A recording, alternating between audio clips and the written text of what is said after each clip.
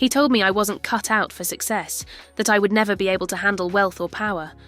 For years I believed him, until the day I realized I had been wronged, betrayed, and stripped of my worth by the one person I trusted the most.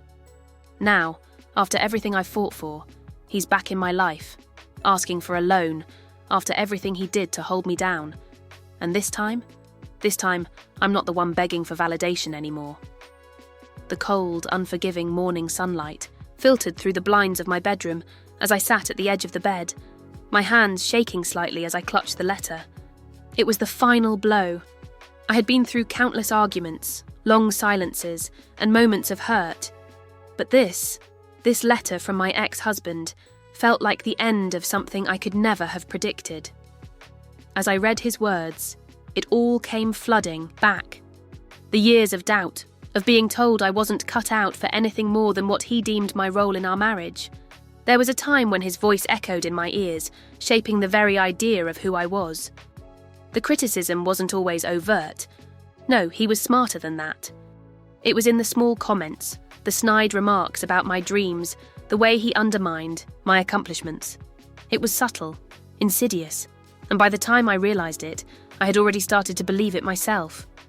"You were never meant for this kind of life," he would say, laughing it off like it was a joke.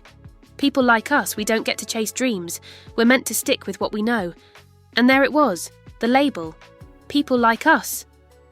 We were from modest beginnings, sure, but there was always this sense that I could rise above it, that I could build something for myself no matter the past. I never understood why he couldn't see that. But the years wore me down. Every dream I voiced was met with his dismissal, every aspiration reduced to something unworthy of pursuit. In the beginning, it didn't bother me too much. I was in love after all. And love, I thought, was supposed to blind you to imperfections. I told myself that his words weren't meant to hurt, they were meant to protect me. He had always been more practical, grounded. But as the years went on, the weight of those words crushed me. I began to doubt myself, second-guess my ambitions, even the smallest things I thought I was good at. My vision for a future grew smaller and smaller, until it shrank into a corner of my mind, hidden away like a child too ashamed to speak. And then came the moment when I couldn't ignore it anymore. The moment I knew I was living in a shell of a life, not my own, was when I realized that I had given him too much power. The man who was supposed to support me had become the one who built walls around me, tightening the spaces until I couldn't breathe. He told me my dreams were unrealistic. He told me I wasn't capable of handling success. At first, it stung, but I let it slide. But deep down, the wounds began to fester. I knew it was time to stop being afraid of chasing the life I wanted. The dream I had pushed to the back of my mind for years was now pushing its way forward, demanding to be heard. So, I left. It was the hardest decision I had ever made. I had never imagined life without him, but the fear of living a life of mediocrity was far more terrifying than the thought of being alone. The divorce, though messy, was a finality I needed. And in that painful separation, I began to find myself again. I dug into work, rebuilt relationships with friends I had neglected, and most importantly, I started to reclaim the dreams I had let slip away. I wasn't going to settle anymore. I was done with being told who I was and what I was capable of. I was going to make it, with or without him. I could feel the shift inside me like a tide turning. It wasn't immediate, but over time, the dreams I once considered impossible began to unfold. The success I achieved wasn't the kind I had imagined during my marriage. It was different, more beautiful than I could have imagined. It came from hard work, resilience, and the courage to believe in myself again. Years later, I would stand in my office, my own office, looking out the window of a building I had built from the ground up. There was no he to tell me I wasn't good enough. There was no voice telling me to settle for less. The financial independence I had worked for was now a reality. I had made it, and I wasn't going to apologize for it. But life has a funny way of bringing things full circle. I had always thought that once I had freed myself from him, I would never look back. But fate, as they say, has other plans. A few weeks ago, the phone rang. I didn't recognise the number at first, but when I answered, my heart sank. It was him, my ex-husband. "Hey," he said, his voice a mixture of unease and desperation. "I know this is going to sound crazy, but I need your help." I felt the room tilt. "Help," I said, my mind racing, the years of resentment boiling just beneath the surface. "You've got some nerve." He chuckled nervously, trying to mask his discomfort. "I know it's been a long time, but things aren't going well for me right now. I need a loan." The audacity of it. There was a long pause. My brain couldn't quite process what he had just said. A loan? From me? After all those years of telling me I wasn't capable, telling me I'd never amount to anything more than what he thought I should be. Now he was asking for my help. The irony was almost suffocating. "You need a loan," I repeated, trying to steady my voice, but it wavered with disbelief. "You've got to be kidding me." "I know," he replied quickly, his tone now more frantic, as if he could sense the growing tension on the other end of the line. "I wouldn't ask if I didn't really need it. I'm in a tough spot. I've got bills piling up, and my business is barely keeping its head above water. I don't have any other options." I could hear the desperation in his voice, but something else lingered underneath it. It was the same sense of entitlement I had always known, that belief that things should just work out for him, no matter what. He never had to struggle for anything because he believed the world owed him a favour, and that belief, in some twisted way, had been one of the reasons I had left in the first place. "You expect me to just help you out like that?" I asked, still struggling to process it. "After everything that's happened?" "I know it sounds crazy," he said, his voice faltering. "But I didn't know who else to turn to. I've been trying to figure this out on my own, but I'm drowning. Please, I'm begging you. I'm not asking for much, just enough to get through this." His words hung heavy in the air between us. A part of me felt pity. He sounded lost, defeated, and that familiar feeling of wanting to help someone who once meant so much to me bubbled up, uninvited. But then I reminded myself of why I had left him in the first place, why I had spent years fighting for my independence, working tirelessly to build something of my own, so that I would never have to rely on someone like him again. "You've always been good at making people feel sorry for you, haven't you?" I said, the bitterness in my voice evident now. "I spent years giving you the benefit of the doubt, putting my trust in you, and you—" My words caught in my throat. "You didn't believe in me. You thought I wasn't good enough to ever succeed. You thought I couldn't handle success, remember? So now you think I'm just going to hand you money? He sounded almost defensive, like he didn't understand. Why I was so angry. "I didn't mean it like that. I was trying to protect you. I never wanted you to get hurt." The absurdity of his justification stung even more. Protect me? Was this what protection looked like? Telling me I couldn't handle wealth, couldn't handle success. I remembered how his words had chipped away at my confidence over the years. How every small step I took forward felt like a battle against the discouraging messages he planted in my mind. I had fought for so long to overcome that.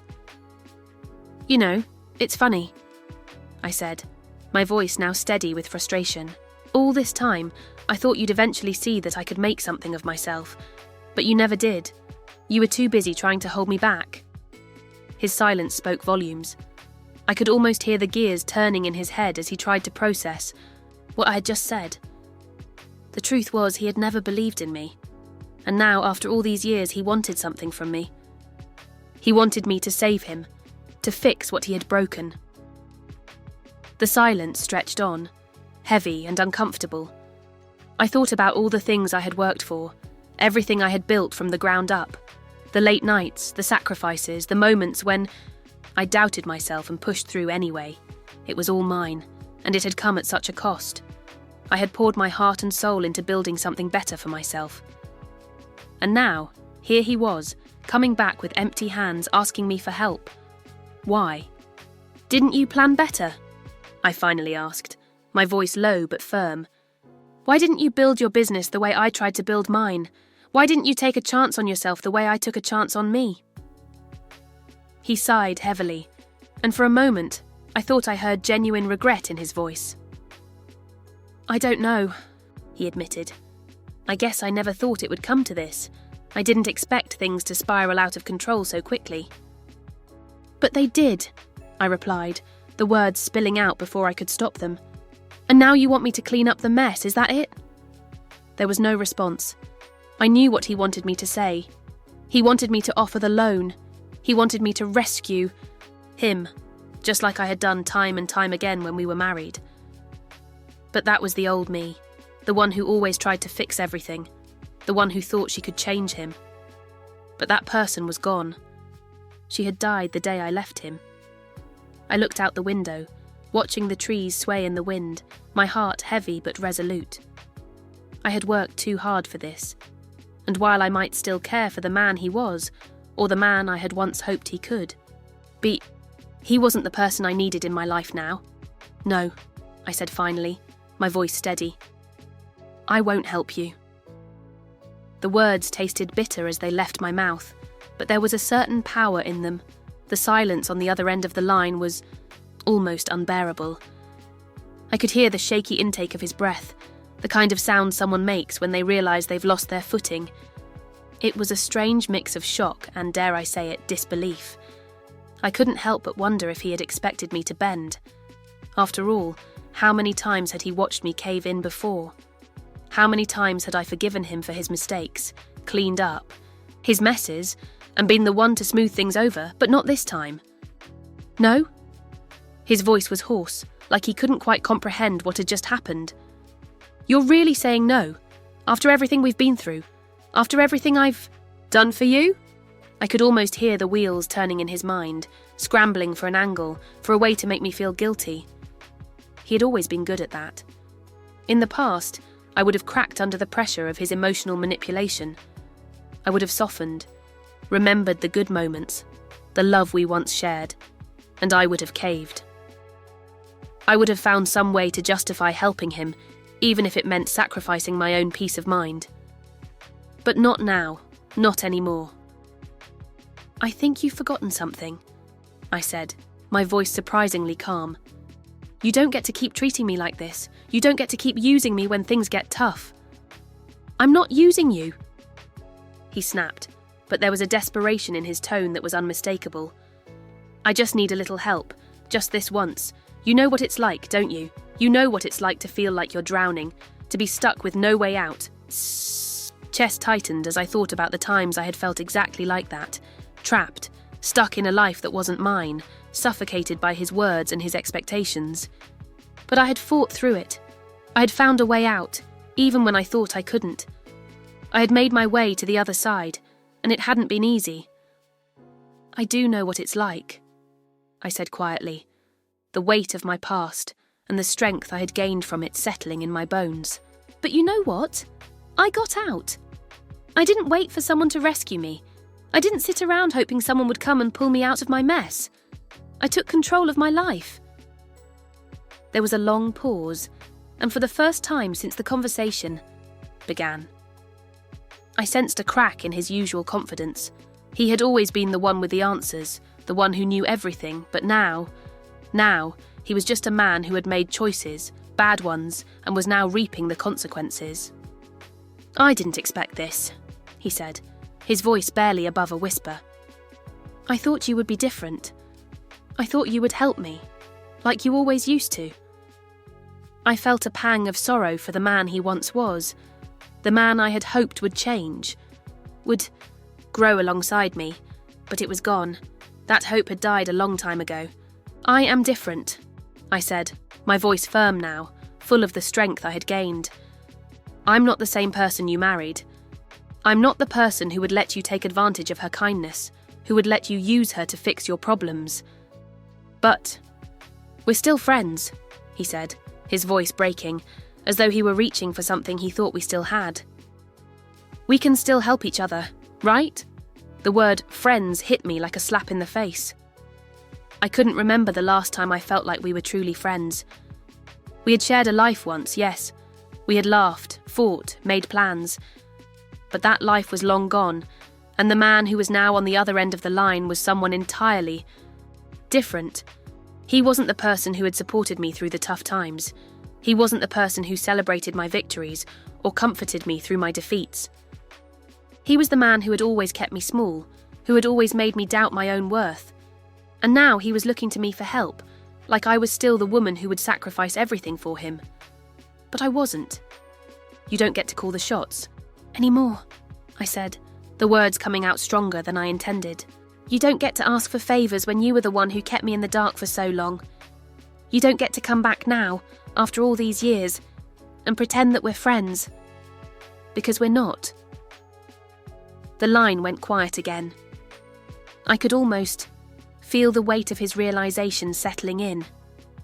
For the first time in a long time, he was forced to face the fact that I wasn't the same woman who would always put him first. I had put myself first, and for the first time in our history, I wasn't afraid to say no. "I'm sorry," he muttered, his voice barely audible.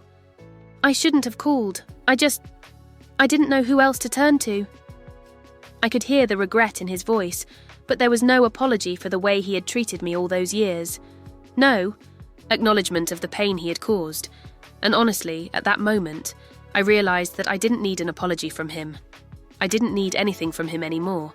"You should have thought of that before," I said softly, my voice steady, but with a finality that couldn't be ignored.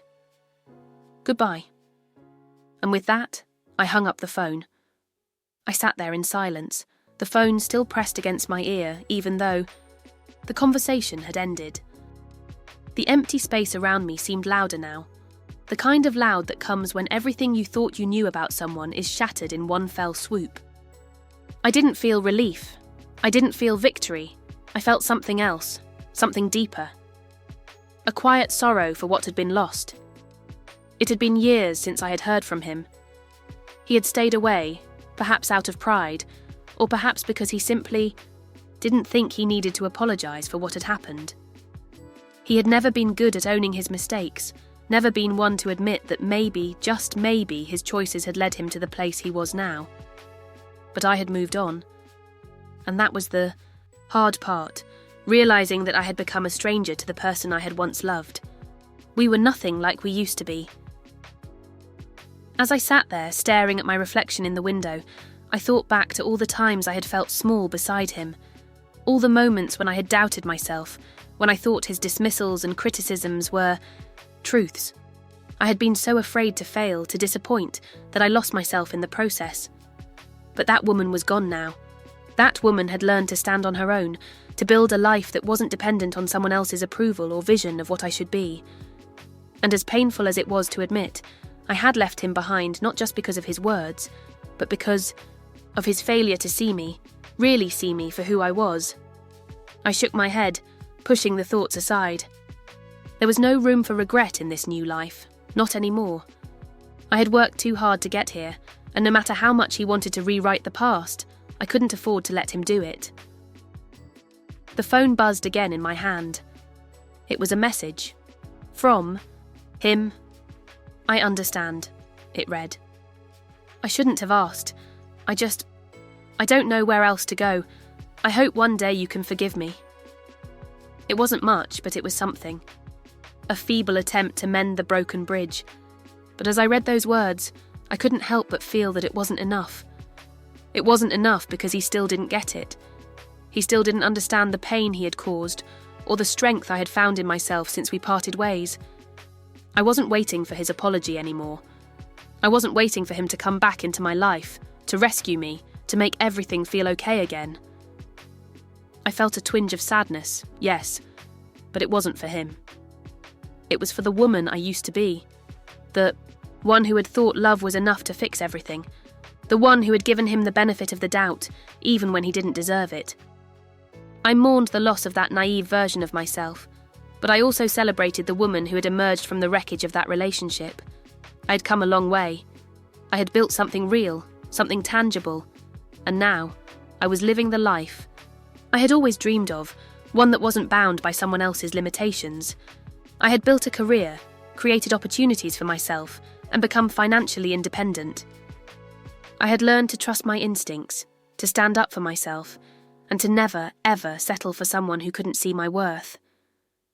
And yet, even with all the success I had achieved, I couldn't ignore the small voice in the back of my mind that wondered if it had all been worth it.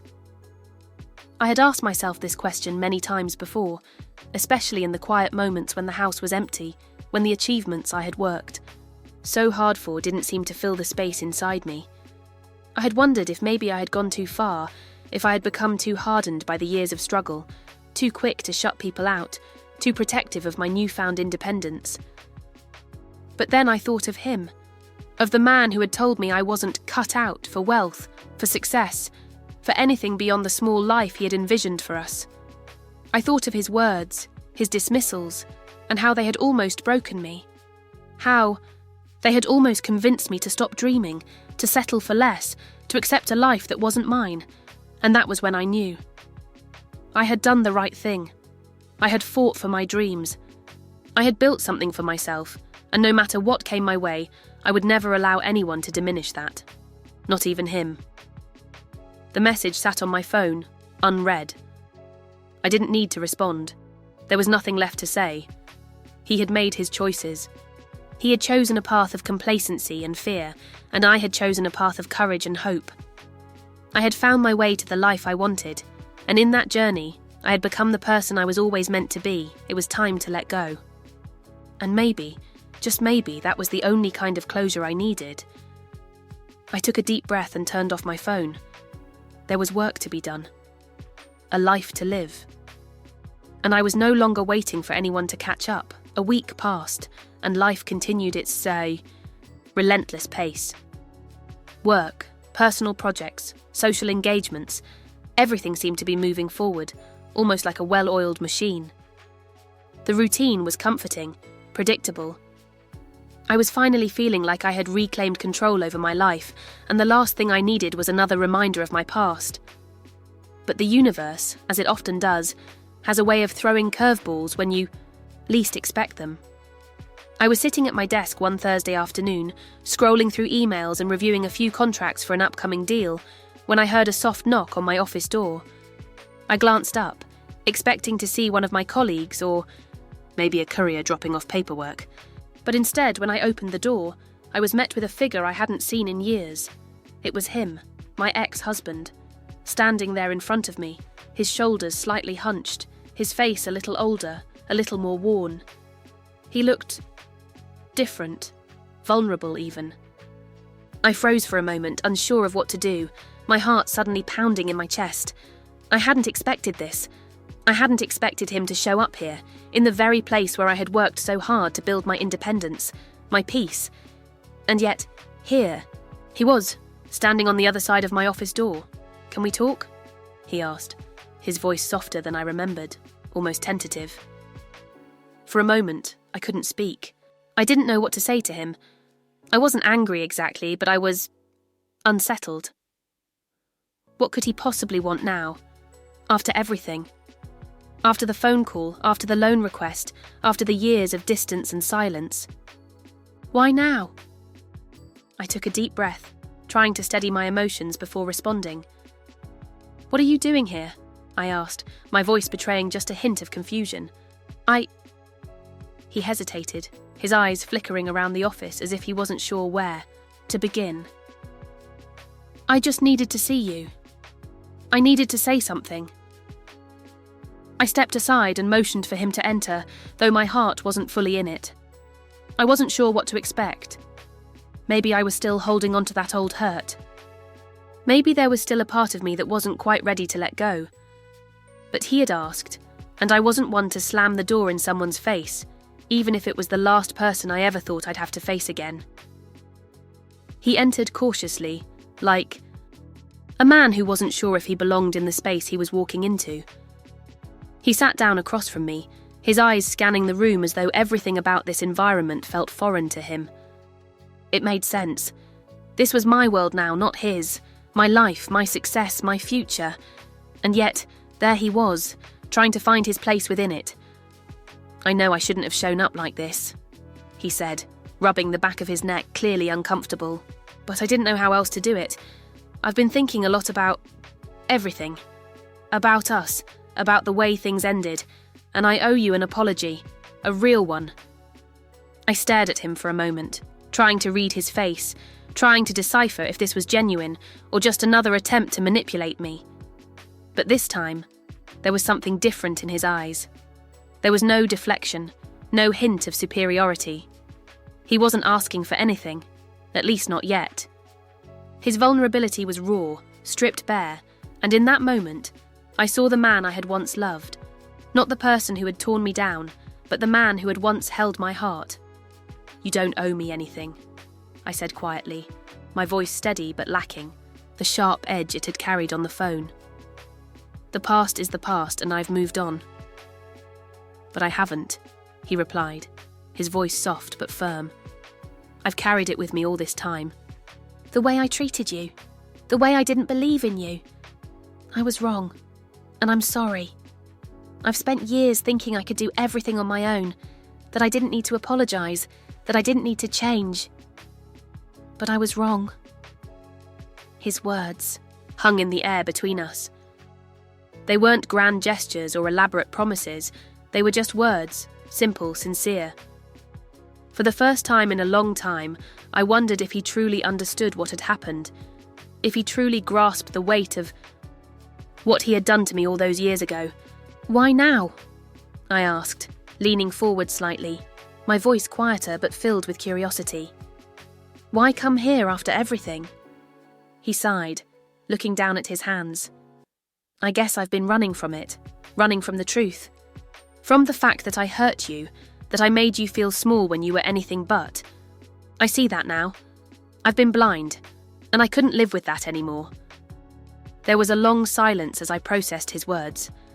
I had heard these kinds of apologies. Before, of course. People make mistakes. People hurt others. But this felt different. It wasn't about him asking for forgiveness or trying to worm his way back into my life. It was about him owning up to his mistakes. It was about him acknowledging the damage he had caused. "I don't need your apology," I said, my voice steady now. "I've forgiven you, a long time ago. What I needed was to hear you say you understood what you did to me.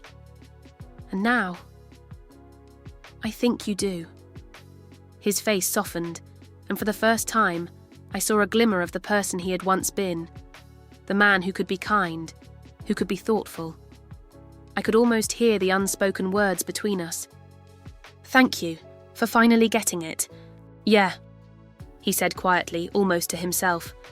"I get it now." We sat there for a moment, just the two of us, silent but not uncomfortable. I had done the work of healing, and while his apology wasn't the key to my closure, it was a piece of the puzzle I hadn't expected to find. In that moment, I realised something important. I had already let go of him. I had already let go of the resentment, the anger, the feeling of being trapped by his words. I was free. But perhaps, just perhaps, he could be free too. "I think it's time for both of us to move forward," I said softly, meeting his gaze. "I've built a life I'm proud of, and I think it's time you do the same." Without looking back, he nodded slowly, and I could see the understanding in his eyes. "I'm going to try," he said with quiet resolve. "I really am." As he stood to leave, I felt an unexpected weight lift off my chest. It wasn't that I had been waiting for this moment. No, I had long moved past him. But there was something about finally hearing the words, the apology, the acknowledgement of what had happened, that felt like a chapter I could finally close.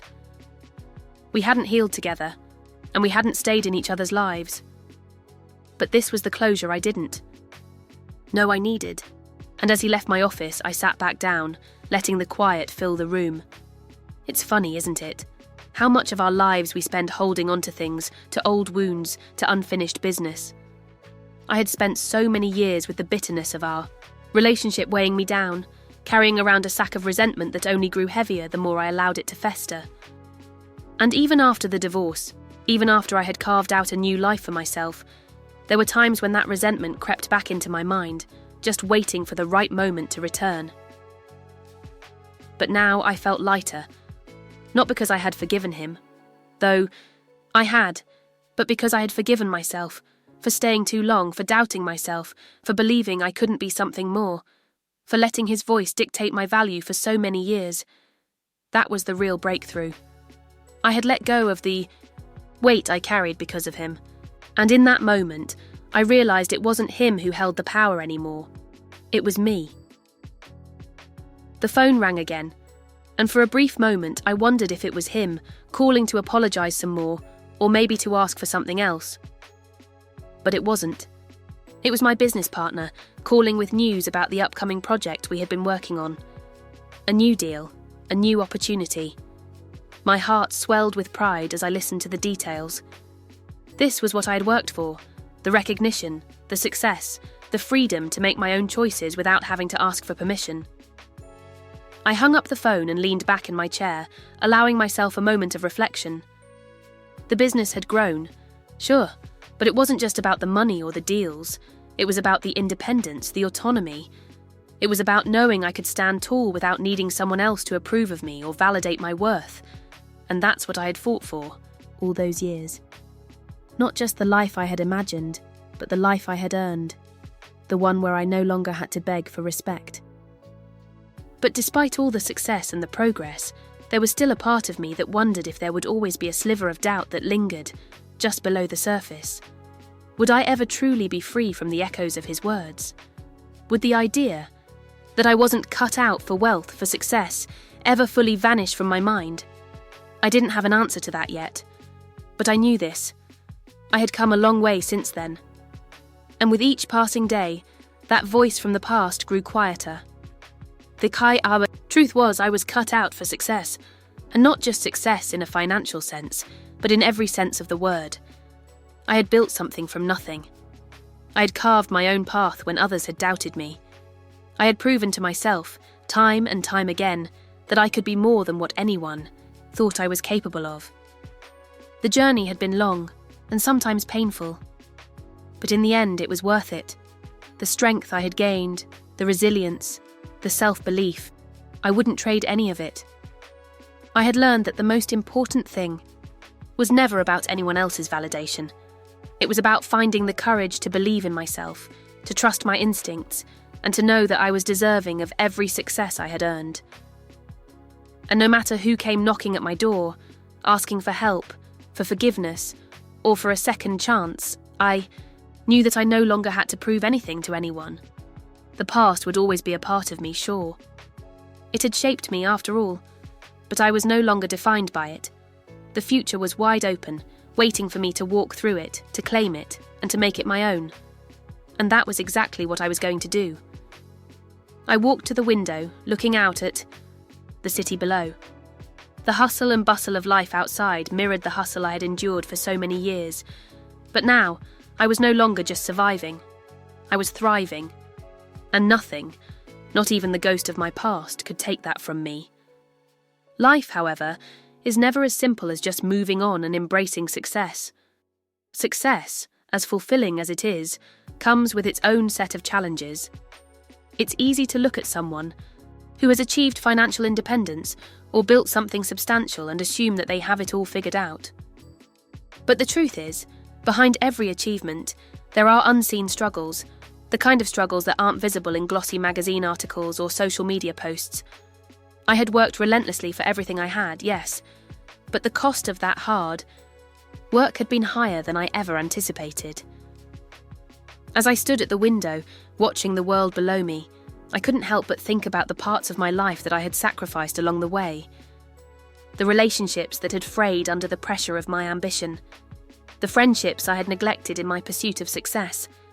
And most of all, the moments of stillness that I had pushed away, thinking they were distractions. I remembered the days when I would wake up early, before the sun had even fully risen, and sit at my desk with a steaming cup of coffee, outlining the day's tasks, preparing for meetings, managing the endless lists of things that needed my attention. The grind, the hustle. It had become my identity for so long, but at some point, I had lost touch with why I started this journey in the first place. It was supposed to be about freedom, about building a life that was mine, a life that allowed me to thrive and be who I wanted to be. But somewhere along the way, I had fallen into the trap of working harder, not smarter. I had pushed myself to the brink in pursuit of something that had, ironically, started to feel like a burden. The emptiness of those long nights, when I'd sit at my desk, alone with nothing but the glow of the computer screen, had begun to settle into my bones. Sure, the accolades were there, the success was there, but sometimes I wondered if I had traded something important in the process. My thoughts were interrupted by the sudden buzz of my phone again. This time, it was a text from my best friend Jenny. "Hey, are you free tonight? Dinner? Just us girls like old times?" I smiled, a rush of warmth filling me.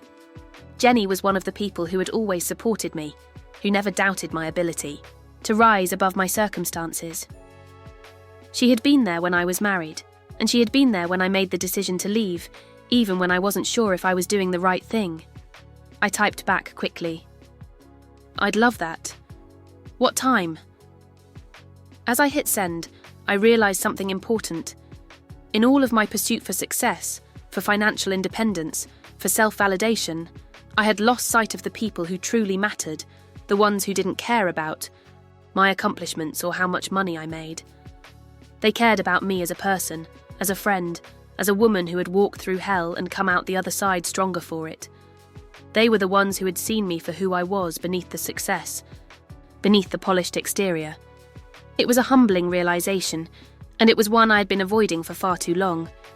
I had built walls around myself, walls that kept out the very people who had always been there for me, the ones who had believed in me before the business deals, before the awards, before the recognition.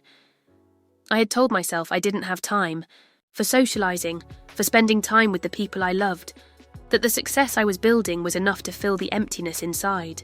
But now I saw it for what it was, just another way to avoid confronting the truth. I had been so focused on proving something to myself, on proving that I was more than the woman he had thought I was, that I hadn't given enough attention to the things that truly brought me joy.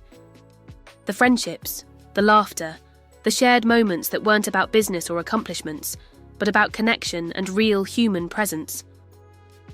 The text from Jenny was a reminder, a nudge to get back to the simple things, the things that had always kept me grounded, even when I was tempted to forget them. It was time to reconnect, to remember that life was not just about what I could achieve, but about the people I could share it with. I quickly changed out of my work clothes and into something more comfortable, something that would let me relax and enjoy the evening with my friend. The weight of the day seemed to fall off as I made my way to the door. The drive to the restaurant was short, but it gave me a chance to reflect on how far I had come and how much further I still had to go. I wasn't done yet. I knew that. There were more goals, more dreams, more battles to fight. But the difference now was that I didn't have to do it alone. I had people who cared, people who loved me for who I was, not just for what I could accomplish. As I walked into the restaurant, I saw Jenny already seated at a table near the back. She looked up, her face lighting up when she saw me. "There, she is," she said with a grin, standing up to hug me. "It's been too long." I felt a sense of warmth spread through me as we sat down and began catching up. No talk of business, no talk of loans or deals, just us, laughing, reminiscing, and enjoying each other's company. It was the kind of moment I had been craving, without even realising it. As the evening wore on, I realised something that I hadn't fully accepted before. Success wasn't just about financial independence, and it wasn't just about building something from the ground up. It was about balance, about surrounding yourself with the people who loved you, who reminded you that no matter how much you achieved, you were still human. You were still worthy of love, of joy, of connection. I wasn't perfect, and I had made plenty of mistakes along the way, but I was learning how to balance ambition with relationships, success with stillness, and self-reliance with interdependence. And in that, I was finding a deeper sense of peace than I had ever known. The next few days felt different, lighter, almost as if a fog had lifted from my mind. I had spent so much time in my head, in the hustle of building my empire, that I had forgotten what it felt like to breathe, to just be. The dinner with Jenny had been a reminder that life wasn't just about the work, the achievement, or the endless race to make it. There was a depth to life that I had been neglecting, the depth of connection, of shared moments, of the people who anchored me when I felt lost. But that didn't mean I was ready to abandon everything I had worked for. No, the independence, the success, it was still a huge part of me. It had become part of my identity, something I had fought tooth and nail to achieve. And I wasn't going to let anyone or anything take that away from me. But now, I knew that it was okay to take a step back, to allow myself time to savour the fruits of my labour, and to find peace in knowing that the work didn't define me. The balance was key, and I was starting to find it. I was at the office again the following Monday, but this time something was different. I wasn't rushing around in a frenzy of stress and meetings. I had already decided that I would dedicate some time for myself every week, time to reconnect with the people who mattered, time to enjoy the small moments. I was starting to see success not just in the contracts I signed or the deals I closed, but in the way I lived my life. That morning, I had made an appointment for a spa day. A simple act, but one that felt revolutionary. It was something I had told myself I didn't have time for, something that had always seemed like an indulgence. But now, I saw it for what it truly was. Self-care, something that would allow me to be the best version of myself. I wasn't doing it for anyone else, I was doing it for me. And as I walked into the spa, I felt a wave of calm wash over me. The soft music, the warm lighting, the faint scent of lavender, it all felt like a world away from the intensity of my office. I was greeted by a friendly woman who led me to the lounge area, offering me a cup of chamomile tea. As I sat back in the plush chair, I closed my eyes, allowing myself to relax for the first time in what felt like forever. I could feel the tension in my shoulders melt away, the constant pressure I had been under slowly dissipating. It was such a simple thing, yet it felt so foreign. In that moment, I realised how much I had been depriving myself of peace. The world didn't stop moving. The emails, the calls, the deadlines, they were still there waiting for me. But I had learned that I didn't have to let them consume me. I didn't have to be in a constant state of motion to prove that I was worthy of success. In fact, taking the time to pause, to reflect and recharge, might just make me better at everything I did. The massage therapist came in shortly after, and as she worked on my back, loosening the knots that had formed from years of stress and constant work, I felt something deeper shift within me. It wasn't just about my body relaxing, it was about my soul, about allowing myself to feel whole again, not just successful, but balanced. I had spent so many years chasing something, always looking ahead to the next goal, the next achievement, that I hadn't taken the time to appreciate where I was, what I had already accomplished, what I had built. The session ended far too quickly, and as I walked out of the spa, I felt a sense of lightness in my step. It was like stepping out of a fog into clear sunlight. I felt refreshed, restored, and ready to face whatever the world threw at me. But this time, I knew I would do it on my terms, with balance, with grace. When I returned to the office, things felt different. I didn't rush through the tasks as I had before. I approached everything with a new mindset, a new appreciation for the work I was doing. I didn't feel the need to constantly prove myself. Instead, I focused on the quality of my work, the relationships I had with my team, and the joy that I had lost somewhere along the way. I had been given a second chance, not just to succeed, but to live fully. And for the first time in a long time, I wasn't just chasing my dreams, I was living them. I was learning to trust myself, to value the things that truly mattered, and to find peace in knowing that I didn't have to be perfect or have everything figured out. I could be content. And that was enough. It was then that I realised something important. We spend so much time trying to build a life that looks impressive to others that we forget to build a life that actually feels good to us. The success I had was real, but so was the joy of taking a step back and saying, I've made it, and I'm proud of how far I've come. It wasn't about being the best or having the most. It was about being true to myself, to the woman I had become, and that was something no one could take from me. Over the following months, I began to embrace the life I had spent so long fighting for. But this time, I did it on my own terms. The work was still there, still demanding, still full of endless responsibilities and deadlines, but it no longer felt like the overwhelming weight I once carried. I had found a way to create a rhythm, a balance that allowed me to enjoy both the success and the simple pleasures of life. I spent more time with friends. Jenny and I began to make our dinners more regular, and I reconnected with others I had distanced myself from during the years of hustle. I also started saying no more often, to events, to people, to obligations that didn't align with who I was becoming. It was empowering. For the first time, I was making decisions that were not based on anyone else's expectations but my own. There was something else I started doing more of, spending time with myself.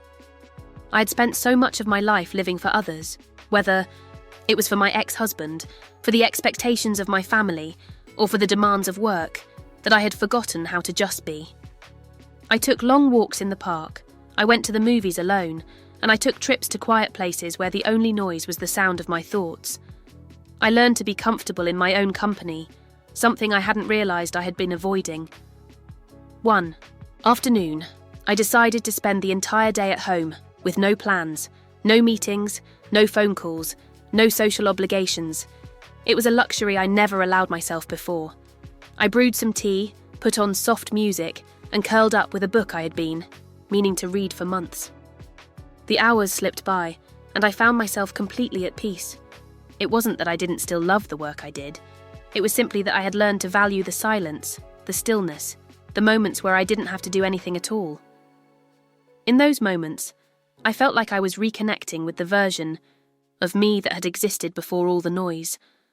The person I was before I let the world tell me who I should be. Before I allowed anyone's opinion, especially my ex-husband's, to shape the way I saw myself. I was learning to trust my intuition again, to remember that the woman who had left him all those years ago was not the same woman who had come back to reclaim her life. She was stronger, more grounded, more aware of her worth. But even with all the growth and clarity, there were moments when doubt still crept in. There were days when I questioned whether I had made the right choices, whether I was truly happy, or if I was simply settling for the life I had built out of necessity. It was in those moments that I had to remind myself of everything I had overcome. The life I had built wasn't just an escape from my past. It was a celebration of my strength, of my resilience. I wasn't running anymore. I was living. I remembered the conversation with my ex-husband, the apology, the vulnerability. It was an important moment in my journey, but it was also a reminder of just how far I had come. He had tried to make me doubt myself, to make me believe I wasn't cut out for success. But in the end, it was his words that had motivated me to prove him wrong. And now, I stood tall, knowing that I had built a life that was mine. But despite all of this, the memory of our relationship lingered in the background like an echo. I hadn't realised how much that final chapter had affected me until I looked back at the space I had carved out for myself. I had needed that time to heal from the damage he had done to my sense of self-worth, but now I was ready to let go, fully. One evening, while browsing through some old boxes of things I had never gotten rid of, keepsakes, old photos, memories of the past, I came across a box of letters he had written to me during our marriage. I hadn't seen them in years. At first, I hesitated. Part of me wanted to just throw them away, but something told me I needed to read them, just once more for closure. I sat down and began reading.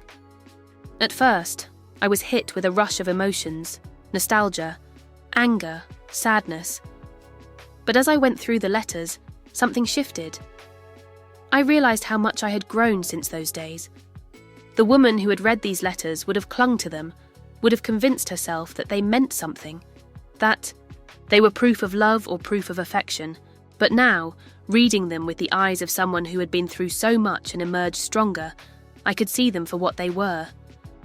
Words, empty promises, manipulations wrapped in sweetness. They were just words. I put the letters down, took a deep breath, and made a decision. I would let go of the past.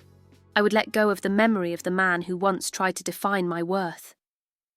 I would burn the letters, not as an act of anger, but as an act of release.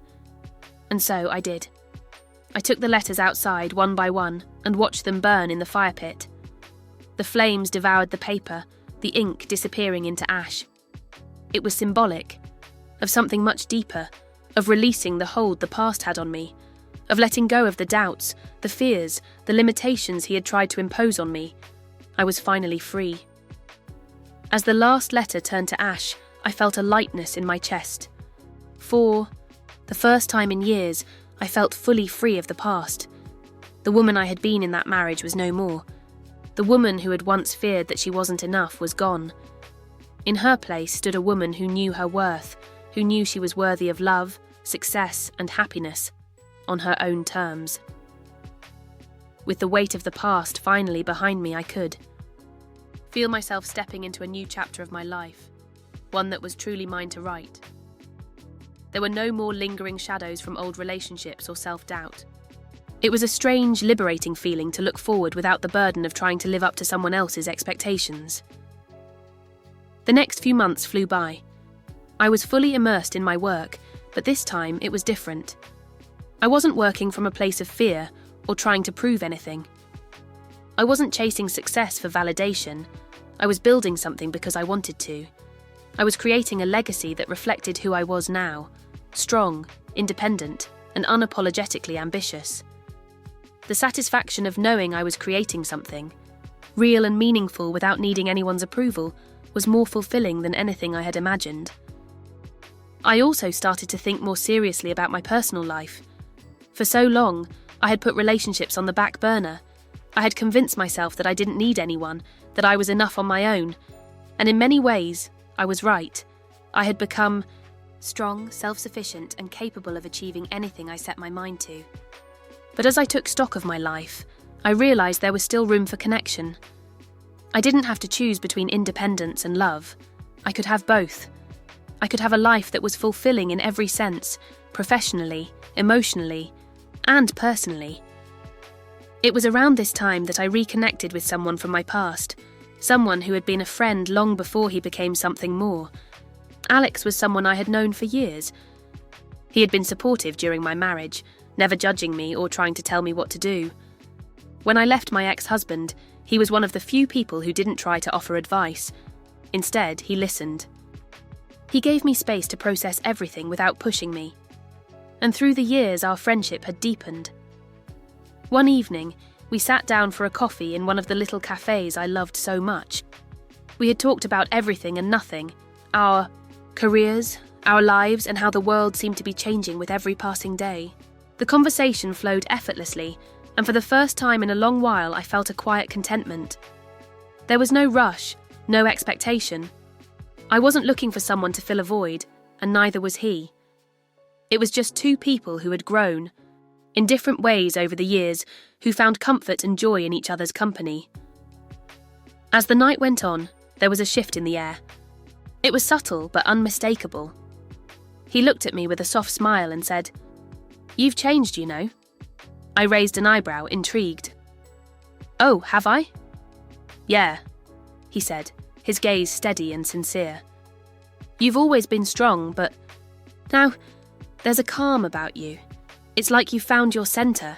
You seem at peace with who you are." His words struck me deeply. I hadn't realised how far I had come until someone else saw it.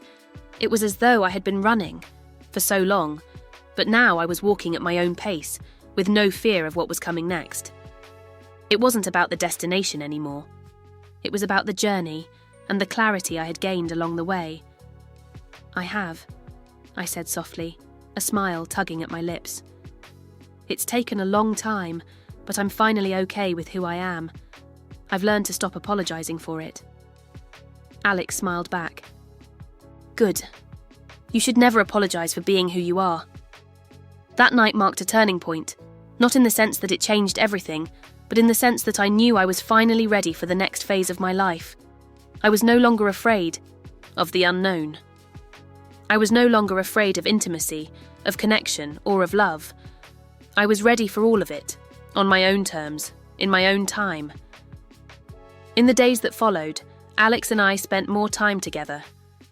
What began as a rekindling of an old friendship evolved into something deeper. I wasn't looking for a relationship out of need or desperation. I was entering this new chapter with open eyes, allowing things to unfold naturally. This time, it wasn't about filling a void.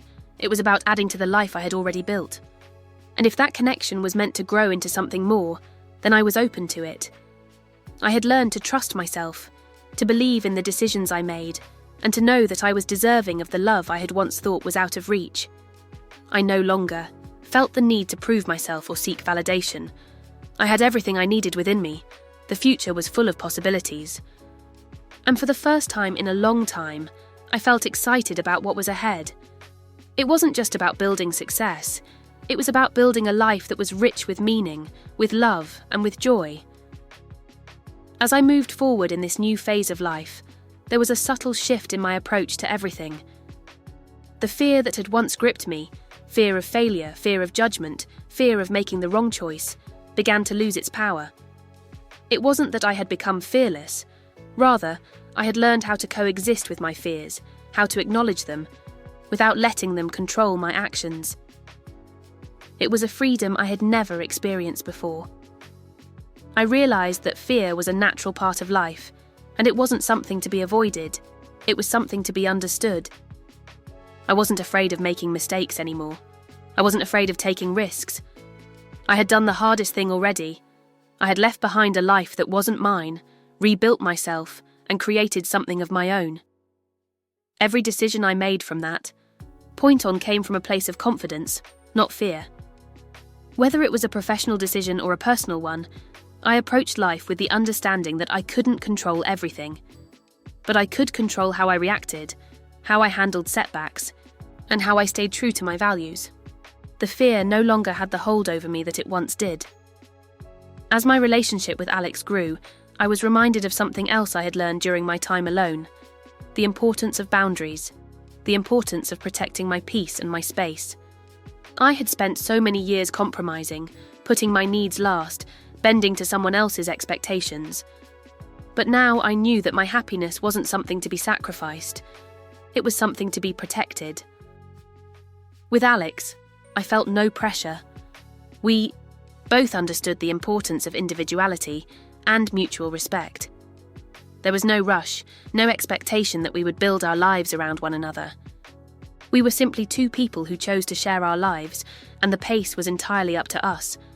And the most beautiful part of it was that I didn't need anyone to complete me. I was already whole. I was already enough. If I chose to share my life with someone, it was because I wanted to, not because I needed to, and that made all the difference. I had finally moved beyond the fear that had once held me back. And in doing so, I had created a life that felt real, fulfilling, and mine in every sense of the word. As time passed, I found myself continually redefining what success meant to me. For so many years, I had been caught in the trap of thinking success was only about financial achievements, about climbing the ladder and proving to the world that I was capable. I had internalized that idea, and it had driven me in ways I didn't fully understand at the time. I thought the more I achieved, the more I would feel worthy, validated, and fulfilled. But as I stood in the life I had built, with everything I had worked so hard for right in front of me, I realized something profound. True success wasn't just about the external markers of wealth, recognition, or power. It was about the peace I had found within myself. True success was about being able to sleep at night without the constant hum of anxiety, wondering if I was doing enough or if I was enough. It was about loving the life I had created, not just the material things, but the moments of stillness, the laughter with friends, the quiet mornings spent with a cup of coffee, and the freedom to make my own decisions without fear of judgment. I had learned that success wasn't a destination, but a process. It was about waking up every day, proud of the person I had become, knowing that I had earned my place in the world not through perfection, but through resilience and authenticity. Had also learned that success had nothing to do with proving others wrong. For so long, My drive had been fueled by the need to prove my ex-husband and everyone else who doubted me that I was capable of more. But I had outgrown that need. My success wasn't about showing anyone else that I could do it. It was about proving to myself that I could be whoever I wanted to be, without apology, without compromise, and without fear of failing. I no longer needed to seek approval or validation from others. This shift in my perspective opened up a new realm of possibilities. I no longer felt the pressure to be the best or to achieve more simply for the sake of achieving.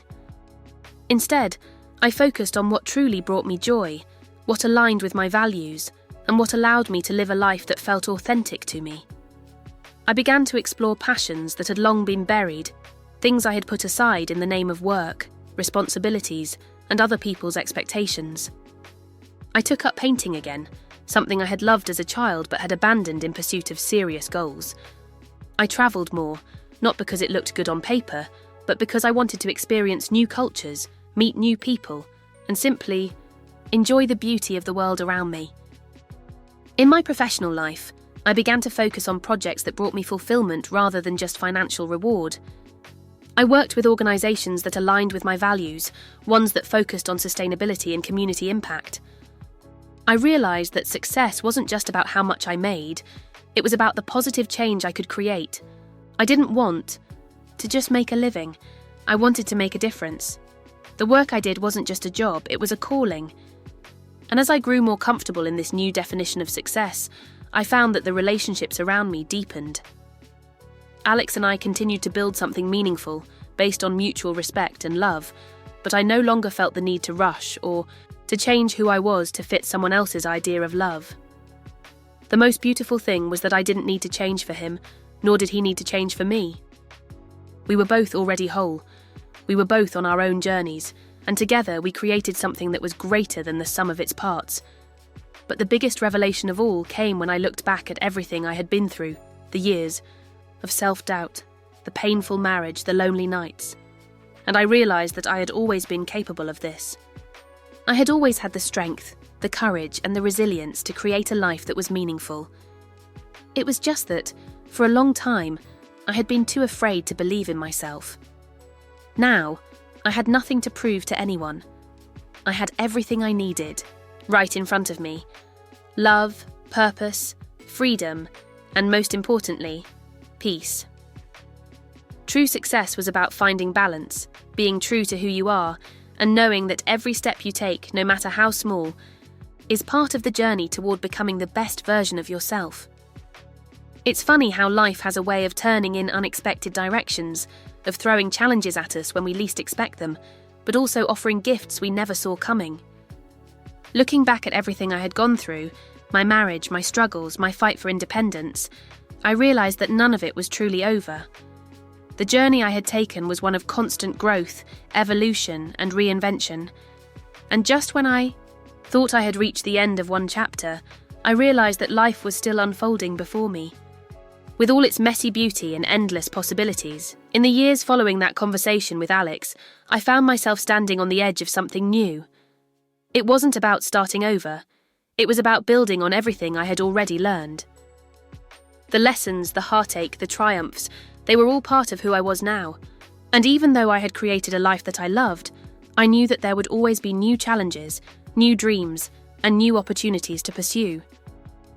It wasn't that I was looking for problems or difficulties. I had learned to embrace the peaceful moments, the stillness, the joy that comes with living a life that is grounded in authenticity. But I also knew that the journey would never truly end. Life wasn't about reaching some final destination. It was about constantly evolving, constantly striving to be a better version of yourself, even when things were already good. And so I found myself ready to take on whatever came next, not because I needed to prove anything, but because I was excited about the future. I had let go of the fears and insecurities that had once held me back. I had learned to love myself, to accept my imperfections, and to embrace the unknown with open arms. The unfinished story wasn't a burden, it was an invitation. The truth was, I had built my life on a foundation of resilience, and that foundation was unshakable. No matter what came my way, No matter how many obstacles life threw at me, I knew I was equipped to handle it. I was not the same person I was when I had left my ex-husband all those years ago. I had grown, I had learned, and I had become a woman who was unafraid to step into the future with confidence, knowing that the next chapter of my story would be mine to write. And as I stood on the precipice of the unknown, I smiled. Whatever came next, I was ready. The past had shaped me, but it no longer defined me. I was the author of my own story now. As the years passed, I found myself living a life I had never imagined when I was younger. It wasn't a life of perfection, but it was a life that felt full of meaning, full of love, and full of the kind of success I had always sought. Success that didn't come from external validation, but from my own sense of fulfillment. I had learned to create a life that was mine and mine alone. One afternoon, as I sat in my office looking over a new business proposal, I paused for a moment. The work was steady, and the projects kept coming, but today there was a quiet joy in the air. I felt no pressure to rush through the tasks, no need to impress anyone with how quickly I could check off my to-do list. I had learned the art of patience, of trusting that things would unfold in their own time. I had also learned to be more present. In the past, I had been consumed by the idea that I needed to always be moving forward, that my worth was tied to my productivity. But now, I understood the value of just being in the moment, of letting go of the constant hustle and embracing the small joys that made life so rich. Alex and I had built something beautiful over the years. Our relationship was steady, grounded, in mutual respect and love. But most importantly, we both understood that our individual journeys were just as important as the one we shared. We didn't need each other to complete ourselves, but we did need each other to grow. And that was the most profound kind of love, one that allowed space for each person to be their true, authentic self while still coming together to build something meaningful. There were times when the past would resurface, moments when I would remember my ex-husband, remember the pain of those years and the doubts he planted in my mind. But now those memories didn't hurt. They didn't have the power they once did. I had made peace with my past. I had forgiven myself for allowing someone to define me, and I had forgiven him for the things he could never truly understand. And one day, when the phone rang and I saw his name flash on the screen, I didn't hesitate. I answered, but this time, it wasn't with anger or resentment. It was with calm. "Hello," I said. His voice came through the phone, hesitant and unsure, as it always had been. "I just wanted to check in. I know we haven't spoken in a while, but I've been thinking about everything, about how things ended between us. I'm sorry for the way I treated you, for the things I said. I see that now." I let his words hang in the air. There was a time when I would have held on to those words, waited for him to offer me something more, something to fix the broken pieces of our past. But now I didn't need anything from him. His apology wasn't a key to my closure. It was simply a recognition of the distance we both needed. "I appreciate you saying that," I said, my voice gentle but firm. "But I've made peace with everything. I've let go of the past, and I'm living my life now. I hope you're doing the same." He fell silent for a moment, and when he spoke again, his voice was different. "I'm glad to hear that. I hope you know, I'm proud of you, for everything you've accomplished." The words felt like a release. Not because I needed his approval, but because it was a final piece of the puzzle that I hadn't known I needed. It was closure, not because of what he had said, but because I was finally able to accept it without it affecting who I was now. I was no longer the person who had let his words shape my life. I was whole. I was complete. "I wish you the best," I said. "Goodbye." And with that, I hung up the phone, feeling the weight of those years finally lift off my shoulders. I didn't need to look back anymore. The woman who had fought for her independence, who had learned to love herself again, had done the work. I had lived through the pain and the growth, and now I could walk forward, no longer carrying the baggage of the past. I knew that life would continue to surprise me, that new challenges would arise and new opportunities would come my way. But I was ready for them, more ready than I had ever been. I had created the life I had always dreamed of, not because it was perfect, but because it was mine. And now, as I stood on the precipice of the future, I was finally at peace with the woman I had become. The past was a part of me, but it didn't define me anymore. The story I had once thought was unfinished was now complete. I had written my own ending, and I was ready to live the next chapter with the confidence that I could handle whatever came my way, because I had already faced my fears, my failures, my doubts, and I had come out stronger on the other side. I was the author of my own story, and it was a story of resilience, of strength, and of triumph.